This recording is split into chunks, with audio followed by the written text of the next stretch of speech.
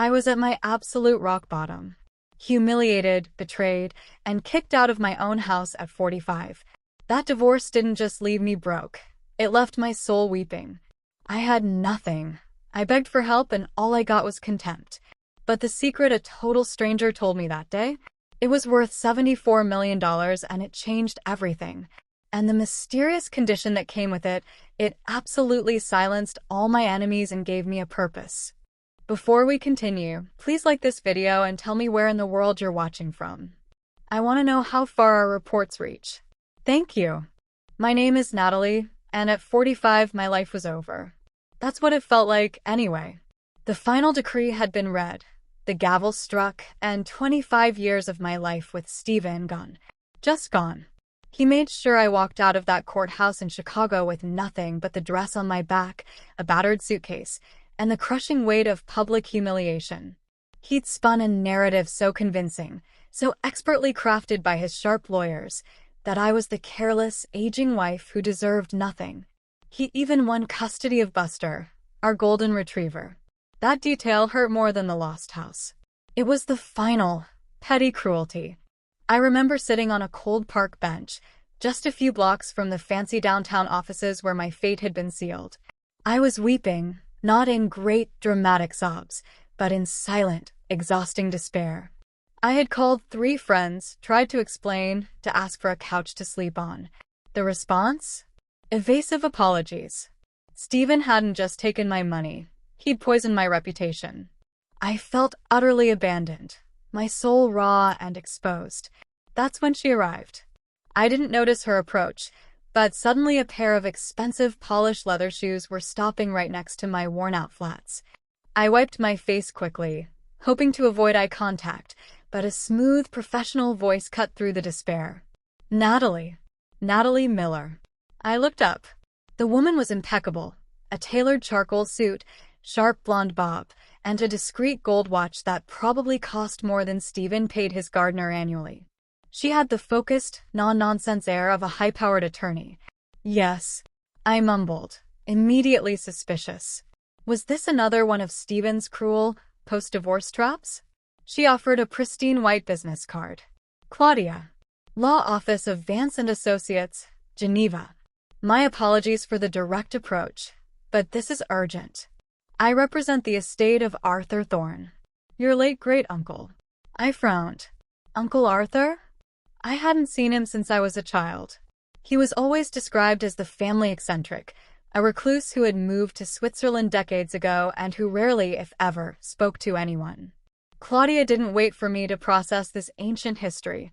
She leaned closer, her voice dropping to a confidential whisper that felt completely out of place on a public park bench. Mrs. Miller, I have been authorized to inform you that Arthur Thorne passed away 6 weeks ago. You, and you alone, are the sole and primary beneficiary of his estate. My mind registered the words, but my emotions just saw static. I was still stuck on Buster and the lost house. What does that mean? Claudia gave me a small, professional smile. It means, Natalie, that you have inherited his principal residence, the Chalet du Summit in Geneva, 2 executive-class private jets, and liquid assets totaling $74 million. $74 million. The number hit me like a physical blow, a sudden, brutal reversal of fortune that made my head spin. I couldn't speak. I could only stare at her, my tear-streaked face probably looking ridiculous.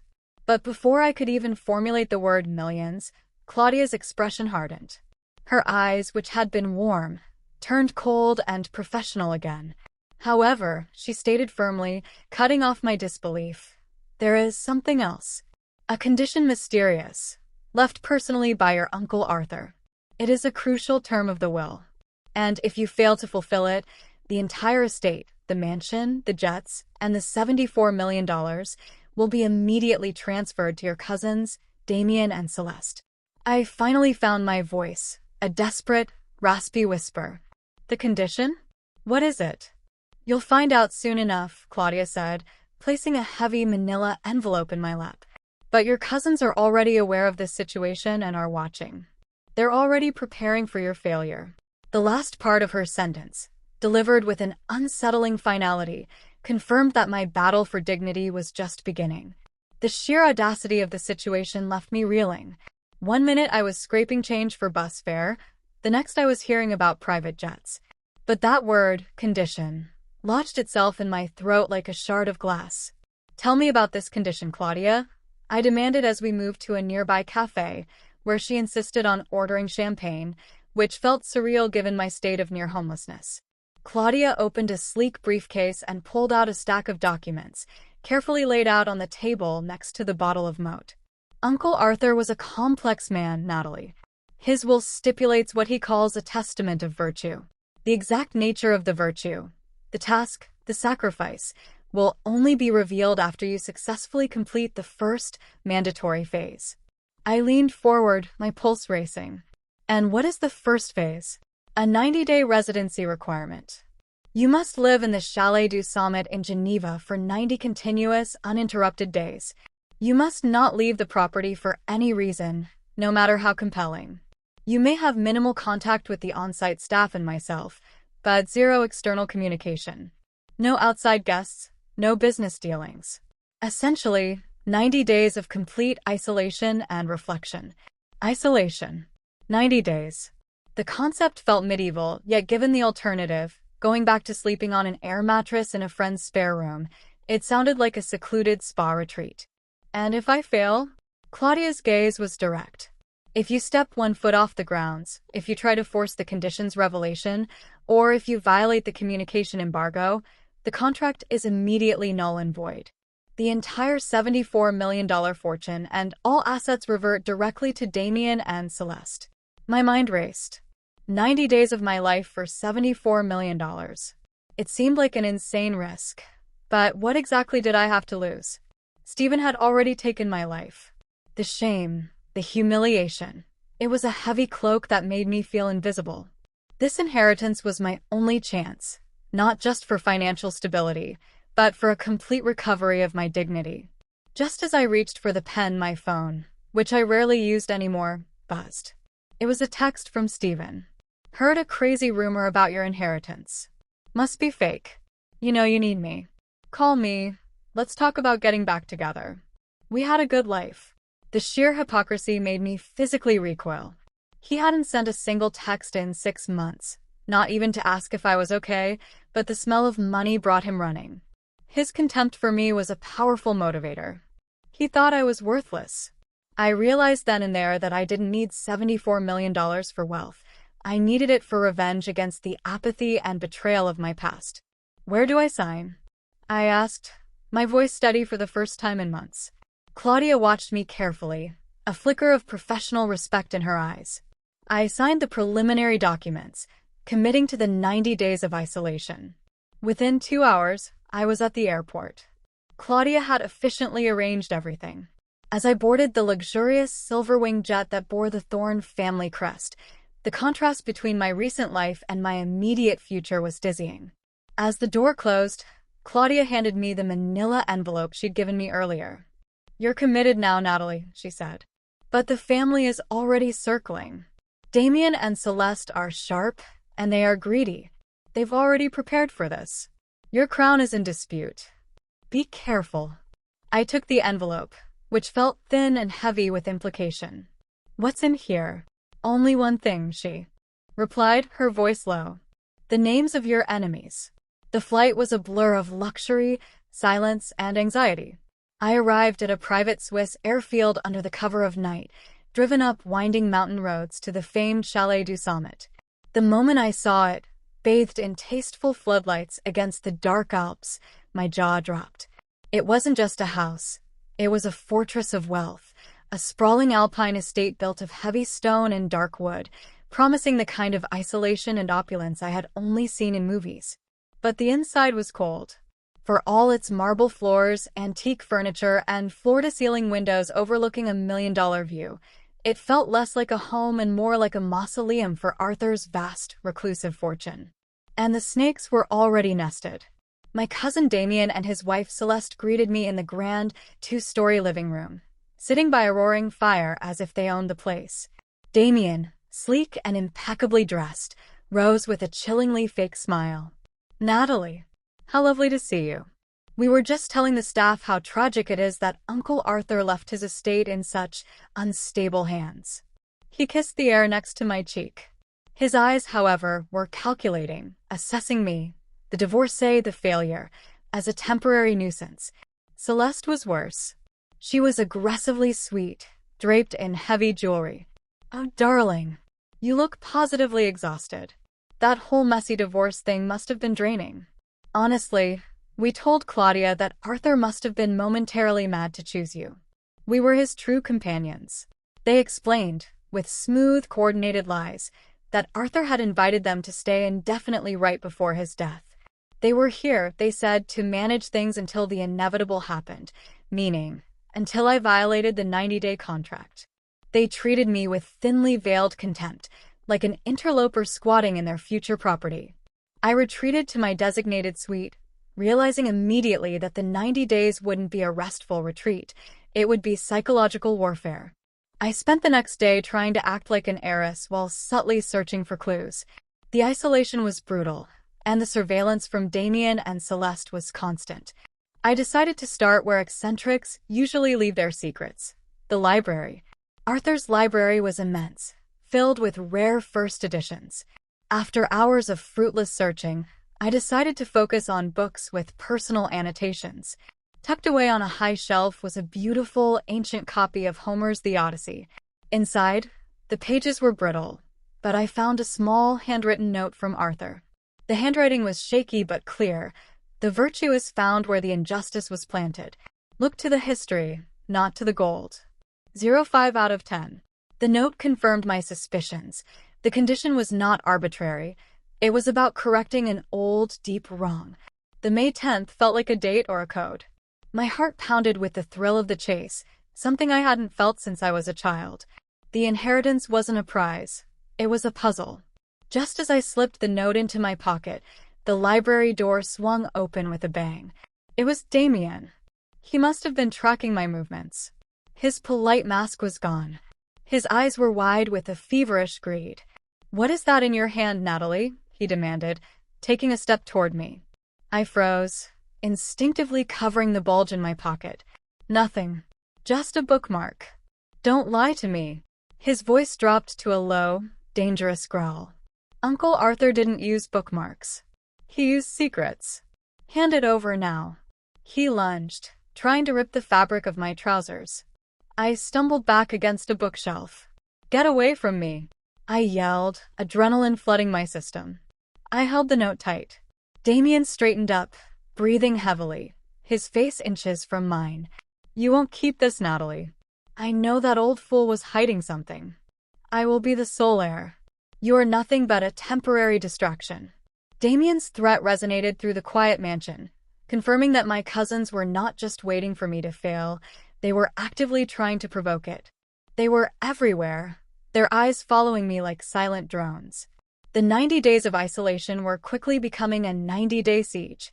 I realized I couldn't trust any of the obvious hiding spots. I had to think like Arthur, reclusive, guilt-ridden, and deeply protective of his secrets. I focused on the code, 05/10. Was it May 10th? Was it a location? The next day, I started my search in Arthur's vast and used closet. It was a walk-in space, lined with rows of bespoke suits he never wore.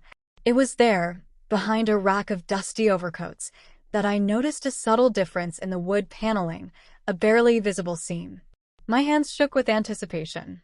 I pressed along the seam and a small section clicked inward, revealing a hidden compartment. Inside was a single, leather-bound journal. Arthur's diary. I locked the closet door and opened the book. The entries were dated from the 1970s, a time when Arthur was still a young, ambitious man living in the States before his self-imposed exile in Switzerland. The writing style was dense, filled with a crippling, almost toxic sense of guilt. He wrote extensively about a catastrophic business partnership that had imploded. He used phrases like unforgivable betrayal, moral rot, and how the shame forced him to leave everything behind. He constantly referenced his father, Edward, and how his legacy was a lie, built on a foundation of Edward's greed. "I cannot live with the knowledge of what father did to Lawrence," one entry read. He destroyed a good man and shut down the one thing Lawrence ever cared about, the foundation. That money, that initial capital, it was tainted. I must correct it. It is the only way to cleanse the family name, even if I have to wait until I'm dead to do it. The pieces started to click. My divorce had been about betrayal and loss of dignity. Arthur's life had been about a deeper, historical family betrayal and the loss of dignity for an innocent third party named Lawrence. The testament of virtue wasn't about me proving my worth. It was about me carrying out a complex, decades-old mission of atonement. The diary confirmed two crucial things. The injustice was planted in Boston, where the business failure occurred, and the victim was Lawrence, who was forced to shut down his much-loved foundation. I was so absorbed in the diary that I nearly missed the sound of footsteps outside the closet. I slammed the journal shut and hid it quickly under a pile of linen. The footsteps stopped right outside. "Natalie." It was Damien's voice, dangerously calm. "Are you praying in there? Or just admiring the empty space you'll soon return to?" I swallowed hard. "Just organizing, Damien. Trying to adapt to a life of luxury." He chuckled, a dry, unpleasant sound. "Don't get too comfortable. You know, you haven't been in Uncle Arthur's main office yet. That's where the notary reads the final codicil of the will. Maybe you should try your key there." As soon as he was gone, I rushed to the office door. I used the heavy, ornate key that Claudia had given me specifically for this room. It turned with a smooth, sickening click, not in the lock, but in the palm of my hand. It was the wrong key. Someone had swapped the locks. Damien hadn't just been guessing. He had been subtly baiting me, waiting for me to try the lock and confirm his suspicion that I was seeking information. The siege had just become a lock-picking contest, and I was already behind. The shock of the swapped lock was a tactical wake-up call. Damien was serious, efficient, and clearly had the run of the place, bribing staff or simply bullying them into doing his bidding. The 9 months I spent being emotionally battered by Stephen were suddenly useful. I knew how to detect manipulation, and I was learning how to fight back. I had to break the rules. The communication embargo felt like a death sentence at this moment. I snuck to a remote corner of the sprawling grounds, away from any potential surveillance, and called Claudia on the dedicated, encrypted line she'd given me for emergencies. They changed the lock on Arthur's office. I whispered into the phone, adrenaline making my hands clammy. Claudia sighed, the sound crackling across the connection. "Expected. They're testing you. The contract is designed for physical isolation, Natalie, not intellectual submission. You need to be smarter. Stop relying on keys. Use your brain." Damien and Celeste are predictable. They only see surface value. Her advice was a lifeline, urging me to play their game, but with my own rules. Just as I hung up, my other phone, the cheap burner Claudia insisted I carry, rang. It was Stephen. I almost didn't answer, but the curiosity was too great. "Natalie, thank God you picked up." Stephen's voice was unctuous, dripping with forced sincerity. "Listen, I've been thinking about everything. This past year has been hell. I miss you. I miss our life. This whole inheritance thing. It's a sign, a fresh start for us." He was begging. The man who had humiliated me, who had sat stony-faced while I wept in court, was now groveling for the reflected shine of $74 million. I remembered the cold contempt in his eyes the day he moved his new girlfriend into our house. The memory gave me a chilling, wonderful clarity. "Stop, Stephen," I said, my voice low and devoid of emotion. "You don't miss me. You miss the idea of my money. The Natalie you left behind is gone. She's not coming back. You have nothing to offer me." I hung up, a profound sense of empowerment washing over me. The emotional power was finally back on my side, and it felt more valuable than any inheritance. The next evening, I found the second crucial break. Celeste was drowning her frustration in a bottle of expensive vintage scotch in the smaller drawing room. Damien was absent, allegedly meeting with his own lawyers about how to overturn the will.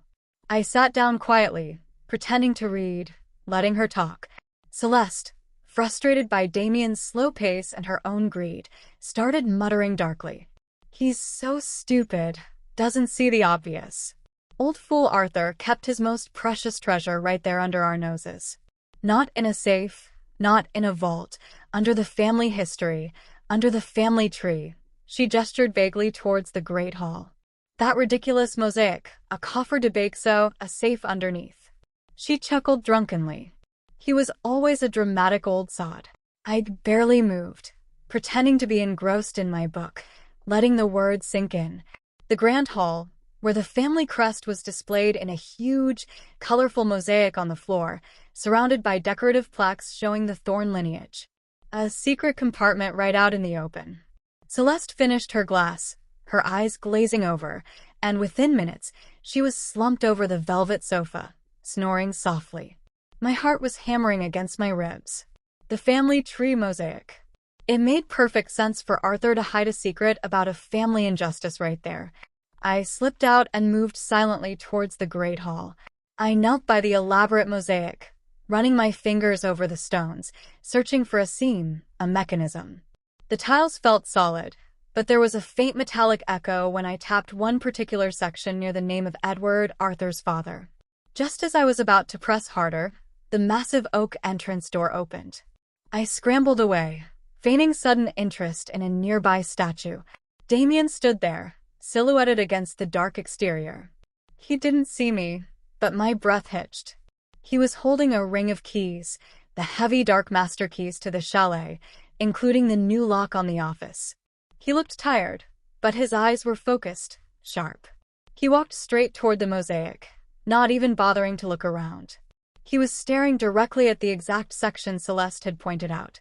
The next 24 hours were excruciating. I barely slept, watching Damien's movements, waiting for him to make his move on the safe. He knew the location, but thankfully, he didn't seem to know the mechanism. He was probably planning to call a specialist the next day. I couldn't wait. I knew he had the master keys, but I had the intelligence from Celeste and the moral justification. Late the following night, after making sure Damien and Celeste had retired and having accidentally spilled wine near the security camera monitor in the staff room, distracting the night manager, I crept back to the mosaic. I remembered the slight indentation near the tile bearing the name Edward, the grandfather responsible for the original betrayal. I pressed hard.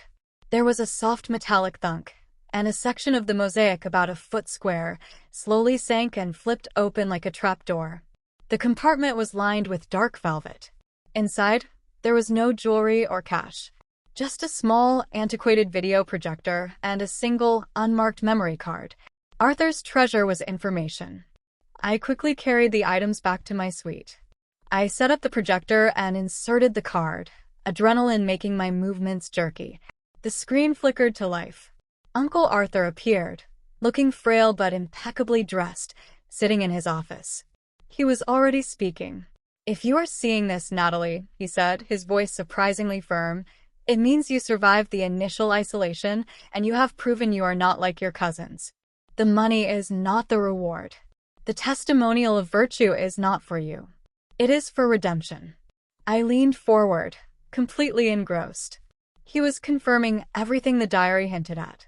The goal is to correct the historical injustice caused by my own father, Edward, 40 years ago. Edward stole the future from a good man. The inheritance is the means to pay back every cent and more. You must use the $74 million to resurrect the foundation he destroyed. My eyes widened. The money wasn't mine. It was a debt. A noble debt, but a debt nonetheless. Your mission is to find the foundation and put the money in the hands of the victim's family. The true condition, the sacrifice, is about your commitment. You must return what my father stole from Lawrence. My heart pounded as he paused, looking directly into the lens. He was about to say the full name of the foundation and detail exactly what I had to sacrifice, what I had to personally give up to achieve this redemption. Suddenly, the lights in my suite flickered wildly. A loud, high-pitched whine erupted from the projector, followed by a puff of thick, acrid smoke. The image froze, then vanished, leaving the screen black. The projector died, and the memory card, which I immediately pulled out, was searing hot. Someone had cut the power or overloaded the circuit in a precise, targeted action. The video was sabotaged. I had the confirmation of the mission, but I was missing the critical name, the location, and the final demand. I stared at the broken projector, realizing the timing was too perfect. This was no accident. Before I could process the devastating loss, the door handle to my suite rattled violently, and then the heavy wood shuddered as a forceful kick landed against it. "Natalie, open the door." It was Damien, his voice laced with triumph. He and Celeste had heard the noise, the whine, and the subsequent silence. They knew. "Too late, Natalie," Damien bellowed, throwing his weight against the door. "We know you broke the rules. Now, hand over the evidence." "Hand it over." The door splintered under Damien's persistent attack. Panic was a thick, suffocating wave, but something in me snapped. The years of suppressing my anger over Stephen's betrayal, the simmering rage over the humiliation, it all funneled into a single, cold resolve. I wasn't going to crawl back into the dark. I shoved the smoking memory card deep into the lining of my backpack. I grabbed the encrypted phone and braced myself as Damien finally kicked the door wide open. He stood there, triumphant, followed by a smirking Celeste. His eyes immediately scanned the room for the projector, and when he saw it, broken and useless, a manic grin spread across his face. "A cheap toy, Natalie. You really thought an old video would save you?" he sneered, advancing. "It wasn't a toy, Damien," I spat out, standing my ground. "It was the truth. Arthur was clearing the name of our family. But you wouldn't understand virtue, would you? You only understand greed. You sabotaged his last will and testament." Damien lunged for my backpack. I sidestepped him, the agility surprising us both. The fight was messy, a desperate scuffle, but I managed to hold on to the backpack, shielding the card. "You can't win. You're nothing." "A desperate divorcee," Damien yelled, his face purple with rage. "I survived Stephen's divorce. I'll survive your greedy little game," I shot back, realizing the irony. The emotional beating I took from my ex-husband had forged a steel core I never knew I possessed. I managed to push past him and ran out into the hall. I knew I couldn't stay. They would find the card. Or worse, they would hold me captive until the 90 days were up. I ran to the communications room, my mind replaying the fractured video. I only caught a flash, a logo of a benevolent-sounding group in the background, a name, and the word Boston. The diary had mentioned Boston. I dialed Claudia's emergency line again. "I'm leaving," I said, my voice rushed and breathless. "They sabotaged the evidence. I know the condition is about a foundation in Boston and a man named Lawrence. I have to go there to find the original documents." "Natalie, stop." Claudia's voice was sharp with alarm. "You are breaking the isolation requirement. That's immediate forfeiture. Damien and Celeste will report this immediately. You will lose the inheritance the minute you step off this property." "I don't care," I cried, the desperation giving way to a strange, exhilarating resolve. "If I fulfill the testament of virtue by finding the truth, but lose the inheritance on a technicality, fine. At least I will have done right by Uncle Arthur and Lawrence. I'm done being passive." I hung up, not giving Claudia time to argue. I sprinted to the hangar phone and called the pilot, who was required to be on standby at all times. "Prepare the Gulfstream immediately," I commanded, using the firm, decisive voice of someone who owned the $74 million. "I don't care what protocols you have to follow.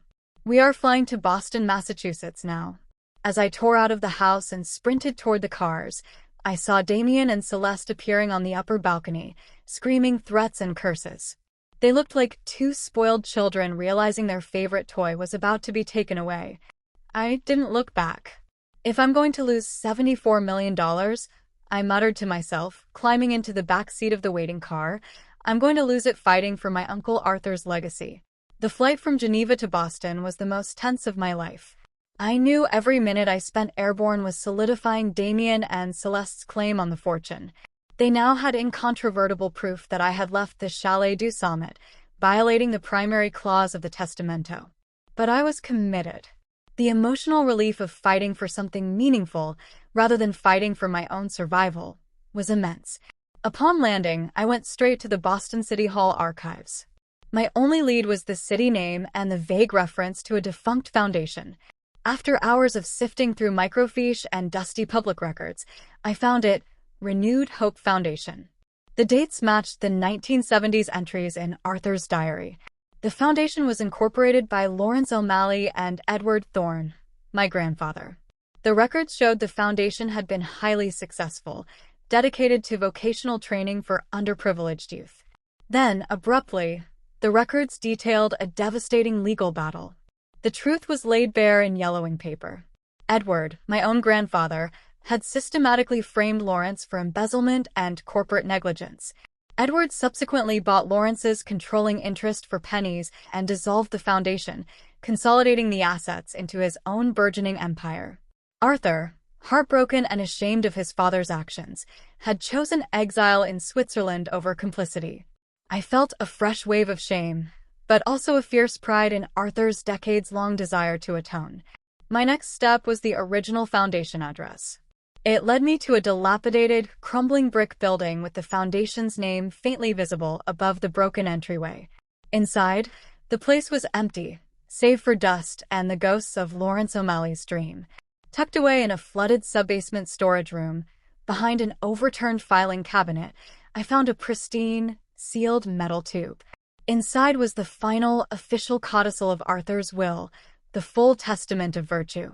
Arthur had mailed it to a safe deposit box at the foundation's old address years ago, knowing it was the only place his family wouldn't look. I read the document on the spot, my eyes wide. The condition was unambiguous. The testament of virtue required me to use the entire $74 million inheritance, every last cent of the liquid assets, to reconstruct and permanently finance the Renewed Hope Foundation in the name of Lawrence O'Malley and ensure it operated exactly as Lawrence had originally intended. Furthermore, the sacrifice was that I, Natalie Miller, must act as the foundation's supervising director for a mandatory period of 1 year without receiving any salary from the estate during that time. The vast fortune wasn't a gift. It was a trust fund for Lawrence O'Malley's memory. My personal reward was the chalet and the jets, to be used solely for foundation business and the purpose itself. A brief, selfish pang of disappointment hit me. $74 million was not going into my bank account. It was going into a charitable foundation.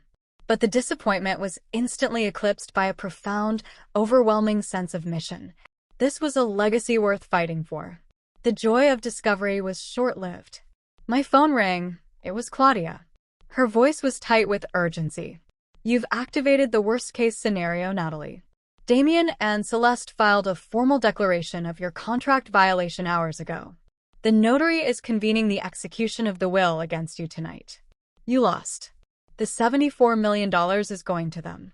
I clenched my jaw, the document of truth crushing in my hand. "I'm coming back. I have the condition." "It won't matter," Claudia insisted. "You broke the 90-day rule. Damien's claim is ironclad." The truth, it seemed, was powerful, but contracts were legally binding. I had achieved the moral victory only to face a crushing, final defeat. I flew back to Geneva in a white-hot state of certainty and despair. I had the answers, but I had played right into Damien's trap.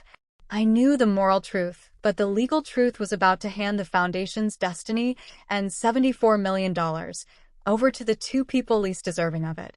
I arrived back at the Chalet du Summit just as the notary, a dour, serious Swiss man, was preparing to conclude the proceedings. Claudia was there, looking tense and defeated. And then there were Damien and Celeste. They were ecstatic, practically glowing with smug satisfaction. Damien held a thick document, the formal complaint and evidence of my travel violation, like a winning lottery ticket. The prodigal failure returns," Damien announced, his voice booming in the great hall over the mosaic that concealed the now-empty safe. "Late for your own funeral, Natalie. It's done. We presented the pilot's manifesto and airport data. You violated Clause 3A. The isolation contract is null and void." He handed the papers to the notary, who solemnly nodded and began to prepare the final transfer documentation. I felt the burning heat of my humiliation return, but this time it fueled a final stand, not a collapse. I threw the metal tube containing the testamento copy onto the table. "You can take the money, Damien," I announced, my voice clear and ringing with authority, "but you won't take the truth."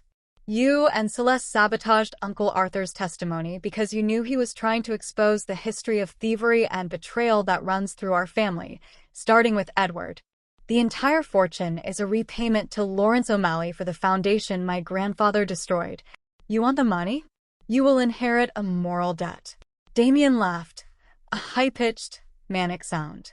Lawrence O'Malley? Who cares about some dead man's grudge? It's our money now, and we'll spend it on jets, not charity. Just as the notary reached for his official stamp, Claudia intervened. She stepped forward, her face serious, holding up a small parchment scroll that I'd never seen before. Wait, Claudia stated, her voice cutting through the confrontation like a scalpel. Mr. Notary, there is one final codicil that applies in the event of an attempted sabotage, which Natalie has successfully proven through the recovery of this true testament. She unrolled the scroll. The will prohibits the heir from leaving the Chalet du Summit for 90 days, unless the hidden clause is activated. Damien stopped laughing. What hidden clause? It's not in the primary will. It was designed by Arthur to protect the integrity of the mission, Claudia explained, her eyes fixed on Damien's growing panic. The incomplete video recording, which was clearly sabotaged, was, in fact, the trigger. It indicated the heir had done enough to find a vital clue, but that the information was compromised. This activated the clause, which permitted travel necessary to locate the full testament of virtue and complete the mission. Natalie's trip to Boston, the discovery of the original documents, and her reporting to me satisfy this condition. I sanctioned her deviation from the strict 90-day rule when I advised her to be smarter in Chapter 5. The notary, after careful review, nodded slowly. The clause is valid. The contract, Damien, is not void. Natalie Miller has successfully proven the testamento's intent and completed the mission. Damien screamed, a high-pitched, agonizing sound of defeat. Celeste burst into tears. It was an immediate, crushing reversal. The inheritance was mine. The aftermath was silent and satisfying. Damien and Celeste were escorted off the property by security, their shouts and pleas fading into the cold Swiss night. They had lost the inheritance, their temporary luxury, and their dignity in one swift stroke. I stood there, the full weight of my decision settling over me. I had won $74 million, but I had committed every penny of it to Lawrence O'Malley's vision. I formally signed the documents, accepting the testament of virtue and committing to a year of service as the director of the Renewed Hope Foundation. The vast liquid fortune was immediately transferred into a specialized trust dedicated exclusively to the foundation's reconstruction and perpetual funding. I was no longer the divorcee who had nothing. I was no longer an heiress who was suddenly rich. I was the guardian of Arthur's legacy and the director of a multi-million-dollar charity. The Chalet du Summit, the 2 jets, they were tools, now assets to run the Foundation's international affairs, not my personal playground. The redemption was profound. Lying on the cold park bench just weeks ago, I had begged for a way out of the humiliation. Now, I was making arrangements in Boston to hire architects and staff to rebuild the physical and moral cornerstone that my grandfather, Edward, had destroyed. Arthur's plan was brilliant. He found the person with the most to gain, the victim of Stephen's betrayal, and turned that victim into the vehicle for his own family's atonement. The emotional contrast was staggering. I was 45 years old, starting a new, demanding career that involved jets and foundation boards, all because an elderly relative decided I had the necessary moral fiber to put a noble cause ahead of personal greed. The victory was complete. My life had purpose. But there was one final necessary act to cement the end of my old life. Stephen called. Again. Hey, Natalie. I heard the good news. Everything is settled. Look, I'm booking a flight to Geneva. We can talk about how to manage all this. I didn't answer the phone. Instead, I wrote a note, typed it on my new stationery with the Foundation's elegant new letterhead, and sent it to his office via certified mail. I wrote, Stephen, I did indeed inherit $74 million. But the money has an owner, and that owner is a charitable cause named after a man who was betrayed by a greedy member of my family. I will not be your source of income. My true fortune, my dignity, my purpose, and my self-respect is not for sale.